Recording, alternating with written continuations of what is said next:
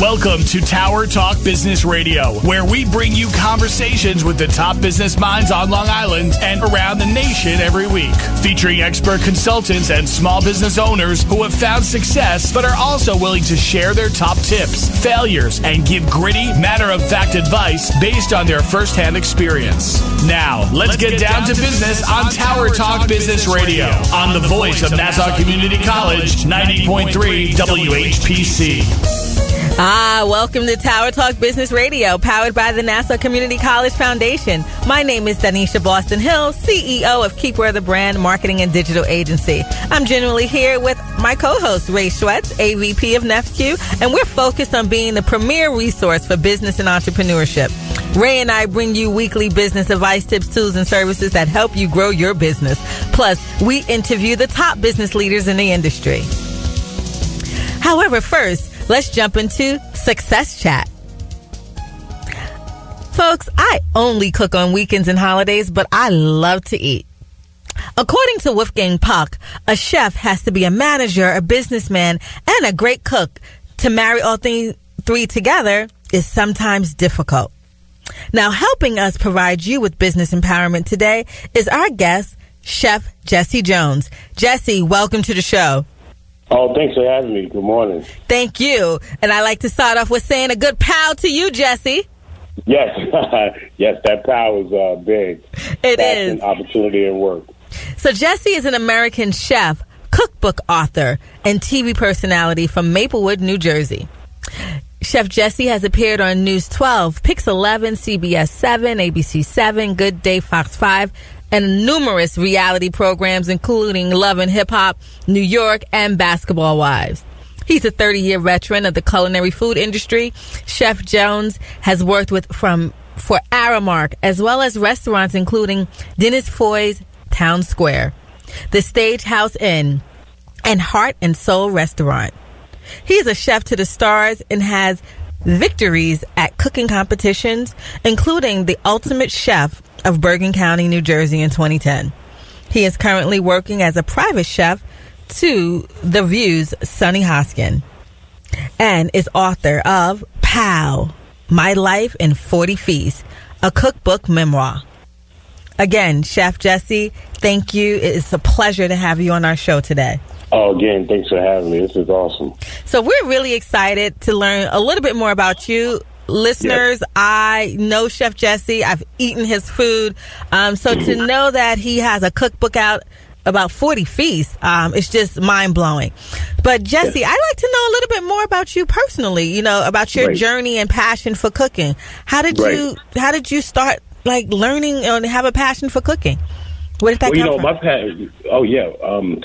My passion came with my mom, just in the kitchen with my mother and my grandmother.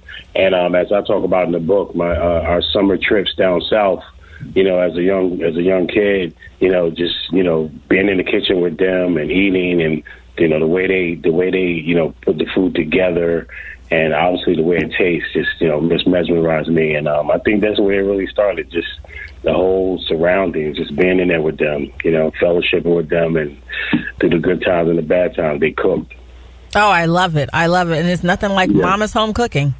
Oh, I know. Yeah, it's so good, But how did you transition from just, watching and dabbling in the kitchen to going to culinary art school? Well, you know what? It always started, although my mom doesn't like to be called a chef. It started with my mom. She left North Carolina at 17, and she went to the Big Apple and tried to make a better way for herself. And she landed a job at Chock full of Nuts and became a grill cook, and was cooking in New York. And, then the rest was history with me. She just kind of everything she did, she had me, cooking with her. She did, little back in those days, they cooked out of the house, so, people would come get a plate. So I would, help them. And so that's pretty much where, I started. And then she got me a job washing dishes, at Aramark. And so it was just all her doing. And she said it was my destiny to be a cook. I didn't know that at the time. I think so. So you mentioned Aramark, and you're being modest. You were a chef. You worked at Aramark, worked your way up, and then also spent several years at Bedminster. Yeah, oh, wow, yeah. And it's so funny. Nowadays, you think with me, back in the 80s, cooking, I worked my way up. And, especially I just feel like a chef of my caliber is like, wow, I worked my way all the way up to a food service director, but I still got like the same pay. But I got the experience, too. The experience is great, but also the environment could be, like I said, a little hostile in food service and, chefs of color. So I really appreciate now just my knowledge and my experience. But, to be, African-American executive chef at AT&T Bedminster was a struggle. It wasn't easy. Yes, I think of being in the kitchen and, you see the stew chefs and then you see the head chef and the master chef, and it's like controlled chaos, but then you have this amazing plated food or, delicacy that will be presented. So it takes a lot of work. Yeah, it takes a lot of work. It's hard work, but, if you're passionate about it, and it's not for everybody. I tell young cooks call me all the time and send me messages. I could take one look at them and just see the way they work, that if they're going to make it or not, because it's just repetitiously doing the same thing, every day. You come in, you cut the lights on, you cut the stove on, and, some people get bored with that. So, but, the good thing, my thing is when I cook, all that hard work, all the efforts I do, get up early in the morning and come home late at night. But when people take that first bite and they're happy, that's to me, whether I get paid or not, that's my joy right there. Oh, just watching their face. Absolutely. And watching your face when you used to eat the shrimp. That shrimp is something else, ladies and gentlemen. Yeah. But so, I consider your mom a master chef. I know she doesn't like that title, but were there other master chefs that you worked with alongside? Yeah, I worked with, absolutely. I worked with Master Chef Thomas Griffin. He endorsed the back of the cookbook. Numerous of certified executive chefs, but master chefs being a master chef is very tough. So it's a lot of things you have to go to be a master chef. There's a lot of cold prep. There's a lot of hot prep. So someone that has that certified master chef title, they're the best of the best.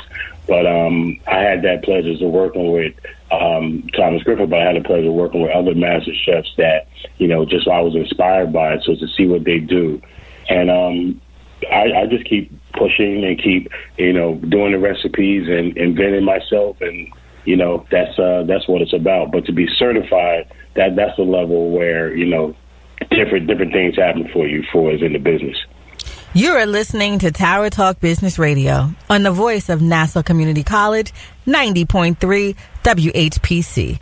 I'm Donyshia Boston-Hill, and our guest today is beloved American chef and author of PAL, My Life in 40 Feasts, a cookbook memoir, Jesse Jones. Now, Jesse, when did you decide to combine Southern cooking with French cuisine? Well, I worked at Dennis Floyd's Town Square for numerous of years, and Southern was always my passion. I cooked there at home, and for some reason when I went to restaurants like back in the day, it wasn't really capturing like that Southern feel that I had when I was from the South. So cooking French food for a long time, I used to just ask the chef, this is almost something similar. He did a country French style. So that's when I started to go back to my roots, back to the culture, back to the food that the Jones family down south loved, and then incorporate it into my French style, which had, a different technique of approach. And that's where I decided. So I call my style a modern approach to Southern. It's my interpretation of my food and my feeling and the ingredients that wasn't back in the day. They didn't have certain ingredients. So now you got so much stuff that you can implement into Southern, which makes it, not to mess up the classic, because we don't want to mess with the classics, but to do my interpretation of it, but keep the integrity of the old South. Oh, absolutely. Now, we mentioned your famous shrimp earlier, your voodoo shrimp. Yeah. Why fish? Why shrimp? Why seafood? How did you incorporate that into Southern cuisine? Oh my God! Something when people ask me that question, I kind of tremor because I was on, and people are starting to really listen to my story and starting to understand it. I was on the toughest station at Dennis Ford Town Square. It was a 4-star restaurant, and fish is very hard. You have a nanosecond to overcook this fish, and it's going to be all dried up and the shrimpy, rubbery. So I mastered it. I mean, they threw it. The chef pushed me. It was very tough. He was a yeller, screamer, but I pushed myself and I worked hard, and I was the best fish, what they call fishmonger. I was the best fish guy. I was going on meats too, but fish was my thing, and I had I think I had 6 or 7 entrees on there, so it was very tough. I had to grill salmon, I had to poach scallop, I had the shrimp, and like I said, you'll find everything what they call a la minute. You find it to order. So you're not just cooking this and then waiting for to plate it up. When they say fire, you're firing your food. So to get that fish seared and basted and flavorful and on that plate and to the diner without overcooking the product, I was proud of myself. So I used to look at the plates when they come back to the dishwasher. They'd be clean. I knew I was on to something. Now, when did you decide to open your own restaurant and start your own catering business? Well, again, like I said, I would being an African-American chef, my life's been so tough. I was very loyal, take a lot of orders, take a lot of mess, and I just got tired of it. I got tired of other chefs, other white-collar chefs just leaping over me and, laughing at me and progressing. And I was like, and I started to ask questions like, chef, when can I be the sous chef? And then he just give me all these different, not the right answer. So I just decided, you know what? I'm gonna try it. I should have did it earlier, but I said, you know what? Just jumped out on faith, and I haven't looked back since. And decided to do my own thing, and I wanted to call my own shots. I knew I was disciplined. I knew I was passionate. I knew I could take the time to get the product out right. But like I talk in the book, that's another story. I tried it, and I failed, but I'm still pushing. Yeah, no, they say restaurants are the one of the toughest businesses to start, and yes. and most don't last. Most last a year or more. It's a lot of expenses with restaurants. Yeah, it's a lot of expenses. But you know what? The bottom line, I mean, sometimes when I do some interviews, there are some quotes and some things that may not, just when you talk, but it's support. I mean, it's of the community. You look at other restaurants. And they're supported, but for some reason, minority businesses just doesn't get the support that you need to sustain. So it's very hard with that. So I used to feel alone, but now I hear it so much on radio, TV. Just hear about support and I'm like, hey, that kind of works out good. I can kind of say my piece now, because before I used to, kind of hide it back. But now I'm like, you know what? You got to get in there and support, minority business, because, like I said, diversity is the key. And, everybody doesn't want to, like, if there's one Italian restaurant on the corner, like, everybody don't want to eat Italian every day. So there's nothing wrong with a different variety. Absolutely. Now, we see your mantra, PAL, all over social media. Right. That is really your trademark as far as your brand is concerned. Where did that come from? Everything that I do, and God is good. It just all works out. This book came to me, and it was the PAL is passion that I have every day. I used to think that God owed me an opportunity, but he really doesn't. It's like, be ready when your opportunity come. And I've worked hard all my life. And when it come, I'm ready to work. So, I kind of lean back now and don't chase it as much. But when they do come, I'm really ready and I'm confident. So that PAL, everybody say, Jess, that motivates me. I'm like, yeah, but a PAL is not for everybody. You really got to be passionate. You really got to be ready for your opportunity, and you got to be a hard worker, Absolutely. You are listening to Tara Talk Business Radio. And our guest today is beloved American chef and author of PAL, My Life in 40 Feasts, a cookbook memoir by Jesse Jones. My name is Donyshia Boston-Hill, and the voice of Nassau Community College, 90.3 WHPC. Okay, so maybe you didn't finish or broke your New Year's resolution to get to the gym or start that project you had kept on the back burner since, the dawn of time. I get it. That's okay.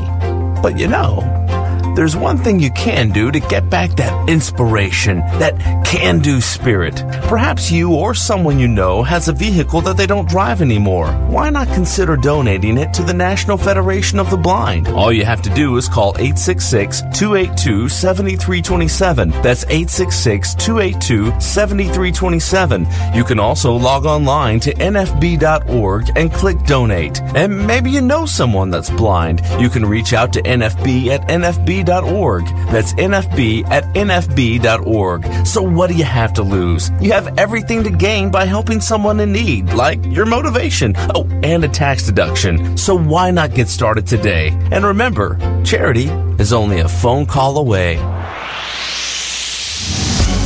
And welcome back to Tower Talk Business Radio, powered by the Nassau Community College Foundation on the voice of Nassau Community College, 90.3 WHPC. I'm your host, Donyshia Boston-Hill, and our guest today is beloved American chef and author of POW, My Life in 40 Feasts, a cookbook memoir, Jesse Jones.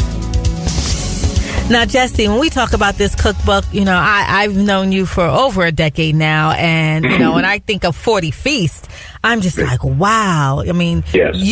I've probably eaten 40 or at least 20 to 40 of your dishes over the years. Mm-hmm. How did you decide to, like, break it down to 40, and why 40?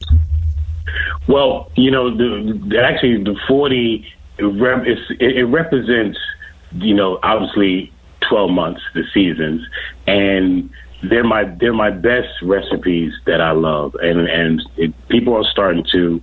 The book hasn't really kicked off like I really wanted it, but the people that do have it and been working the recipes love it, and they're everything that I love. I mean, truly great recipes, from my ribs, from the fried chicken, from the salmon, from some French dishes that I've inspired. So it's basically everything that inspired me, from Italian cooking, French, and Southern, from growing up childhood. So, and this 40 Feasts is dealing with a God thing, which, you know, we got 40 feasts, you know, 40 rain, 40 days, 40 nights. So it all comes together. And like I said, the recipes are seasonal. So, you know, you can do it because they have canned and frozen stuff now, but you want to do these recipes within season. So like, for instance, my peach cobbler, you want to be getting these peaches now because you want to do the cobbler now because the peaches are ripe and they're nice. So that's what's special about it. You know, everything is seasonal within the month. So April and May, there's everything. So, and then you can go get the ingredients accordingly. I'm just getting hungry just listening to you. I know, right? It's so good. Now, you also had a contributor, Linda West Eckhart. How did she contribute to the book? Oh my God. Without Linda, I wouldn't even have a book. For 20 years, I tried to write this book, and so many people turned me away and gave me all these things about, you know, you don't need a cookbook. It's just an ego thing. And by the grace of God, one day she just called me and said, I want to help you. And she started off not really contributing the way she did. She started off just giving me little inputs. I met her at her house. We were talking. We laid it out. I had the recipes already. But my God, she came and she said, you know what?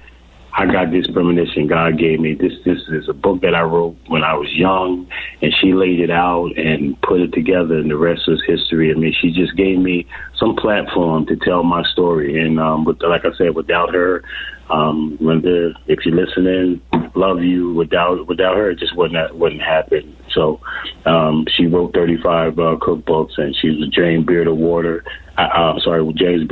winner. I always wanted to cook in James Beard and be a part of it. So the fact that she was a part of James Beard, it just felt like we made you know, a whole together, you know, with this book. So her being a co-author is really, you know, truly an honor, because like I said, nobody helped me.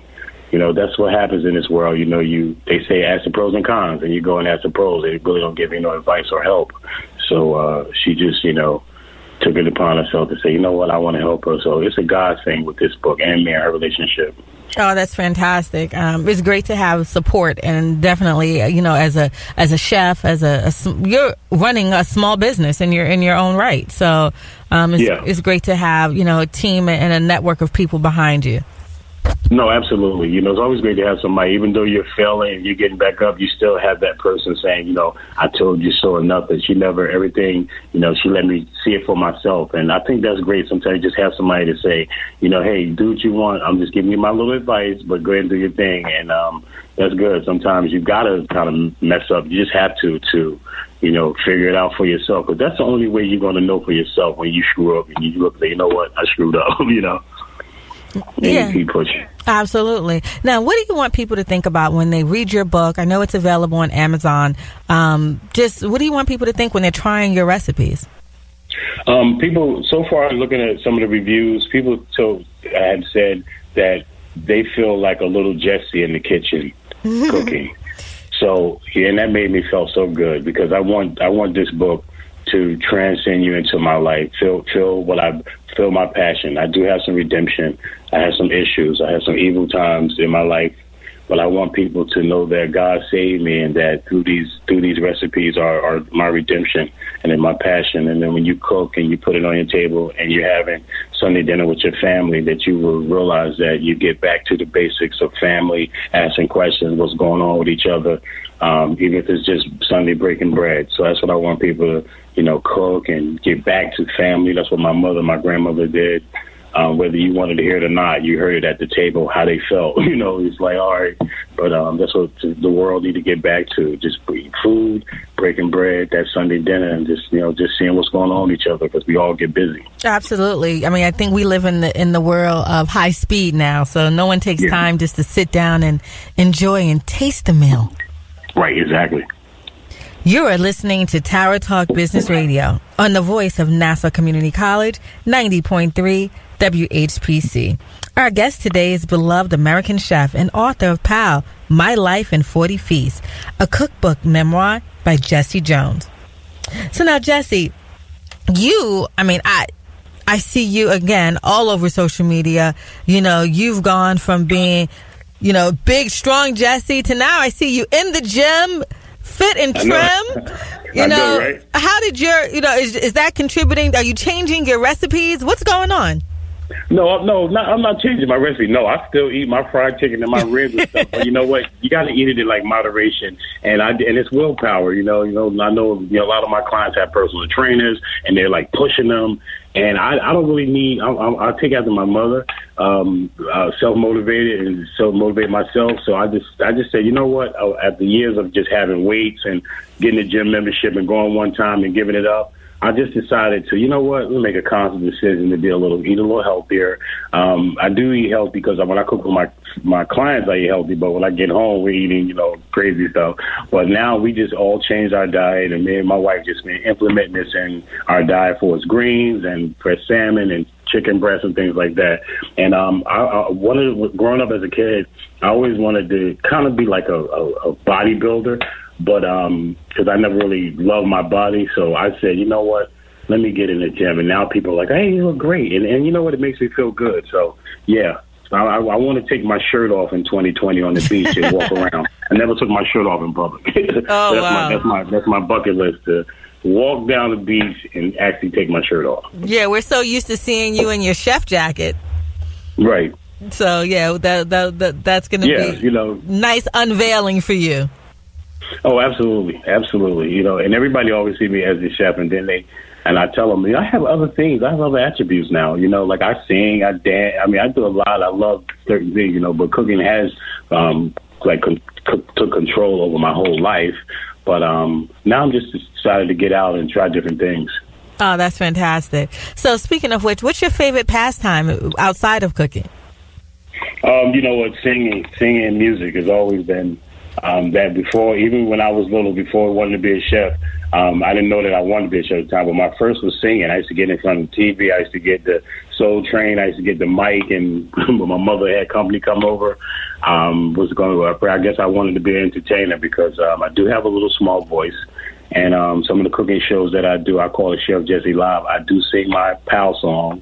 And so everybody's like, well, you got a good voice. So that was one of my things at first, to be entertained and sing. Oh, that's great. And in addition to cooking and singing and being an author, you participate in several competitions. I mean, Top Chef, Men Cooking for Change in Harlem, best entree in Maplewood at the Lions Club, best dish at Katie's house. I mean, wow, those are some big accomplishments. Oh, absolutely. And like I said, I don't think, people were telling me that the bio might be a little too long because the list, after even that, the list goes on. I mean, I went on to be the 2014 Top Chef in New Jersey. I just won Pig Island in 2018, which is a big pig competition where all the big boys come. And so, I'm just so proud and excited that I even won. I put a lot of love and passion and effort into my cooking. And competition is great. It just keeps me on my toes. I get feedback from the people to what they think. And I get a chance to rub elbows with the best of the best, pretty much like what you do. When I met you, you always associate yourself around not the person that's doing it, but the people that's doing it.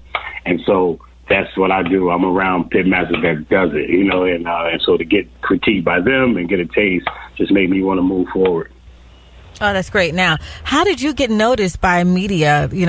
Other radio stations, TV stations, reality shows? What's the grind that you can share with, a chef out there listening and aspiring to be where you are today?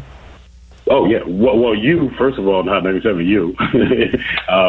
You was amazing of getting me really good exposure. I mean, although off the record, I would say going to New York City, and you're like, Jesse, you got to come over here. And me trying to get there was like crazy. But I got there, and through you and meeting, I met a few celebrities, and around about.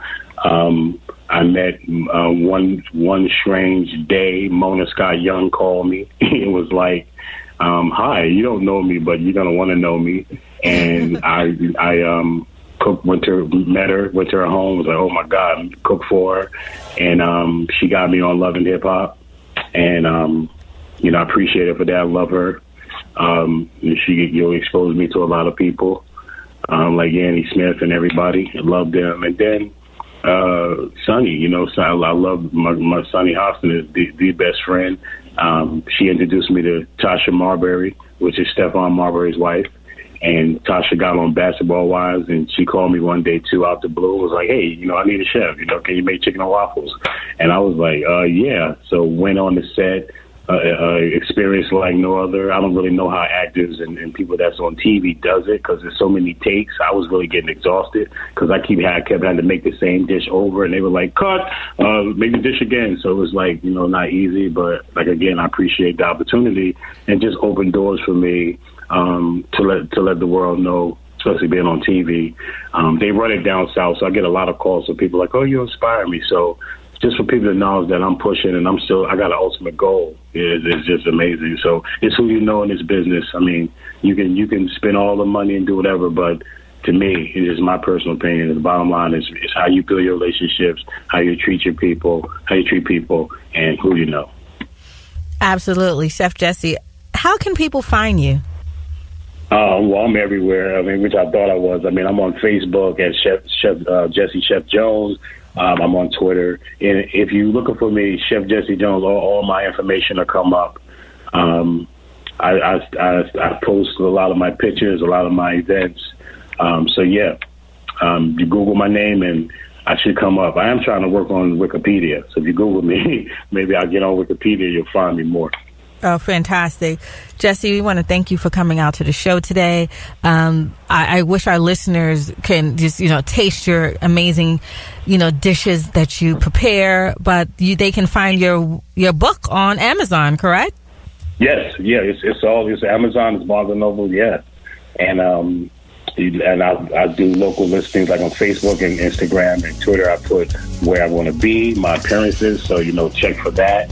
I always post it. It's always around. Even if you Google my name, my appearances come up where I will be. I'm doing a lot of library series. So, yeah. Fantastic. Thank you. We want to thank you for being with us today. My name is Donyshia Boston-Hill, along with our co-host, Ray Schwetz, your co-host and producers. The creative director of Tower Talk Business Radio is Rudy Breedy. This is an NCC Foundation Business Leaders Council production. Visit nccradio.org for more information. Available on iHeartRadio as a podcast on iTunes, Android Podcast, and Spreaker. This has been Tower Talk Business Radio, powered by the Nassau Community College Foundation on the voice of Nassau Community College, 90.3 WHPC.